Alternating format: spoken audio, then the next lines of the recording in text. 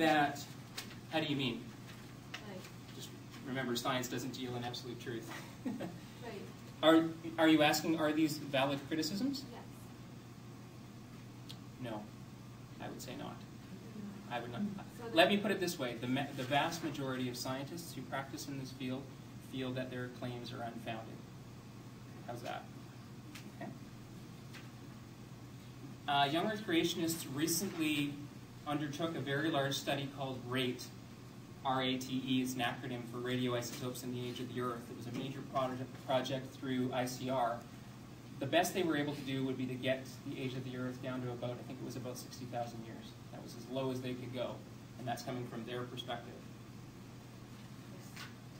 Okay, so hypothesis: the universe and Earth are 6,000 years old. Prediction: the age and size of the universe should be consistent with that young age. Remember, they don't just say the Earth is 6,000 years old.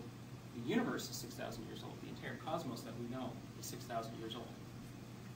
The test then would be to measure the size and age of the universe using cosmic background radiation. I'm not a physicist. I don't know the details. I rely on my colleagues with that expertise and the consensus. The result is that the universe appears to be approximately 150 billion light years in diameter and approximately 13.7 billion years old. Again, now we're outside of my area of expertise, so I am relying on other individuals at this point. But that is the scientific consensus from the physics and astronomy community. Okay, the young Earth creationist response. There's been some. It's interesting to watch the responses that are given to this type of thing. There are some models for how to reconcile this with a 6,000-year-old Earth cosmos. One response recently has been that because time is relative, there may have been a black hole near the Earth at one point, which caused time dilation effects. The other hypothesis is that the speed of light was approximately infinite during the early universe. Okay. Next prediction.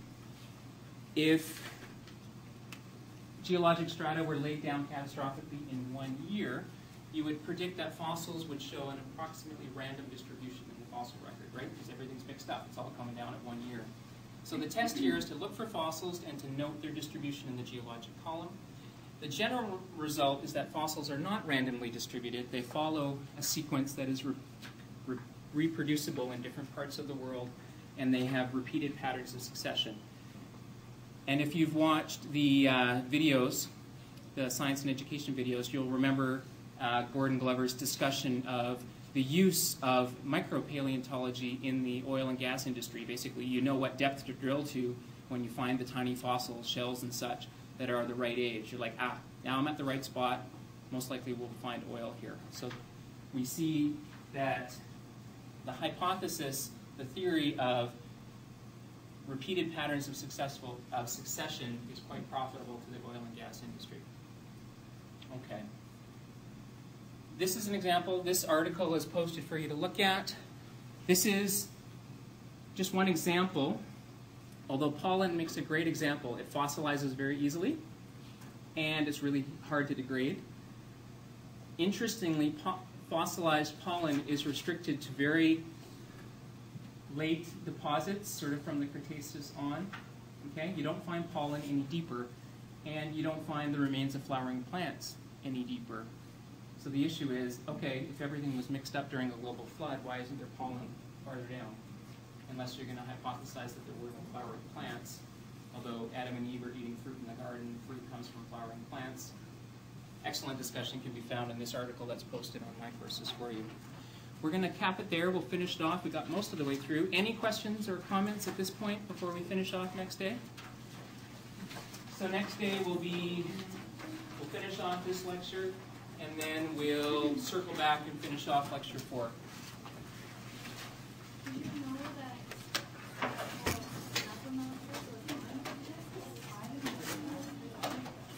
That must have been photocopied.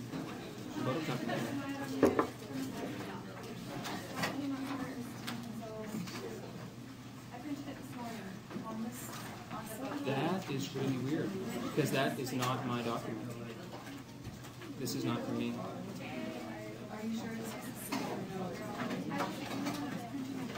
I suspect it would have been from somebody else. Did you, like the one from the web, I checked it. I printed it off this morning. And got started there. Okay. I checked them before they put them up. You must have just, it's sort of related. Yeah, but it's a different course.